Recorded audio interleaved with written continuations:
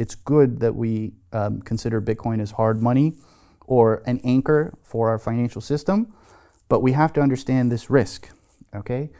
And so, I wrote an open letter to JD Vance, and I think that, and by the way, you look at a lot of these quantum companies, and I think a good analog is AI. So China caught up very quickly. I mean, DeepSeek came out of nowhere. Another analog I'd like to look at is, for example, reusable rockets, like hard technologies. And so they're now landing reusable rockets. They just landed a reusable rocket in the sea like a couple weeks ago, went under the radar. So their ability to scale up, and other adversaries as well, should not be neglected. And so if we don't take any action, Bitcoin sits there as, potentially a multi-trillion-dollar opportunity. Aside from that, a lot of these folks who have lost Bitcoin or other crypto, there's a poor guy here in the UK, he threw his hard drive away. I mean, it's a very famous story. Yeah. Yeah. He's still trying to find it. Yeah, in the dump. He's trying to sue the dump and everything. His wife divorced him. He's had a tough time. People like that could go to a lot of these advanced R&D companies, like a PsiQuantum, an IonQ, or Rigetti. You can pick. I mean, I'm not opinionated about which companies, which startups are going to get there and what their roadmaps are like, but you could go there and sign a perfectly legal contract, and you can say, I have a claim to this Bitcoin, it's mine. If you recover it for me, I'll give you a hefty finder's fee. And so even perfectly legal avenues where recovery of lost private keys, for a lot of these companies, this could be tens of billions or more in potential revenue. And in that scenario, everybody is highly incentivized to be very quiet about it. So one of the other complex parts about all of this is, there's no bat signal or obvious warning or indication that a quantum attack is underway.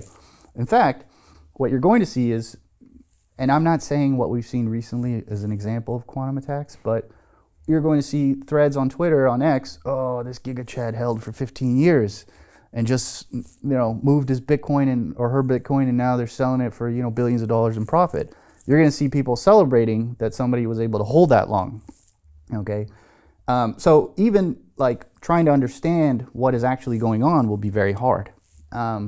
So that's kind of a little bit of the landscape with Bitcoin. Now with the other networks, because they're smart contract platforms, and so just going back to Bitcoin, most Bitcoin addresses are not public, right? But a significant chunk of them are. Right. And so Jameson Lopp proposed, for example, I'm not saying he proposed it, I'm saying he outlined options, and one of them was effectively confiscating those coins. So the Bitcoin community agreeing to take Satoshi's coins.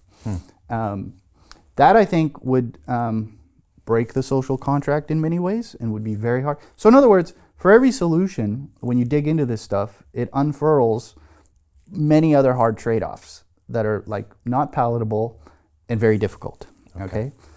So for that chunk of Bitcoin, it's a hard problem, and that's currently being discussed as far as what to do. But even if you can migrate all of Bitcoin, I mean, there's a few papers out there, and it's sort of like if you imagine 100% of the block space available for post-quantum migration. So you send your Bitcoin to some post-quantum, secure wallet or address or whatever. It would take, I believe, 77 or 78 days to migrate everything, assuming 100% of the block space was used for this purpose. If 10% of the block space was used in an orderly fashion, it would take 3 years. Wow. Right? So, and in reality, if quantum chaos comes, like the scenario I described with the CCP, or I think maybe even through their proxy, I could see them assigning this task to the Lazarus Group, for example. In North Korea, right? Very, very famous for hacking. Yeah, they even have their own name. Correct. Which is fascinating. We think they were behind the Bybit hack. Yeah, very sophisticated actors. This is all they do. It's a military operation. And the quantum chaos comes because it's become clear that they've actually been responsible for this attack. Then you'll see people panicking, trying to move their Bitcoin. So the mempool will be super full. The transaction fees will be very high. Imagine having $10,000 of Bitcoin, but the transaction fee is $30,000, right? You'd be stuck. And we start to get chaos. Okay, so we have to take it seriously. Even if you're opinionated and you think that quantum computing is a scam and it'll never happen or won't happen for another 40 years and we don't need to worry about it, there's still good reasons for Bitcoin to be ready. In my opinion, quantum readiness in the context of Bitcoin very soon will become one of the most bullish like impact or indicators of price. The price will reflect, let's say, strong readiness. action take correct. Okay, got it. Okay. Hey, I know investing in crypto is scary. It takes a real leap of faith because there are so many scams, rug pulls, and bad actors out there. It's a dangerous business, which is why 95% of people lose all their money. Well, that's why I created the London Real Investment Club, so you can access the hottest deals on the planet and use the crypto bull market to create the generational wealth that you deserve.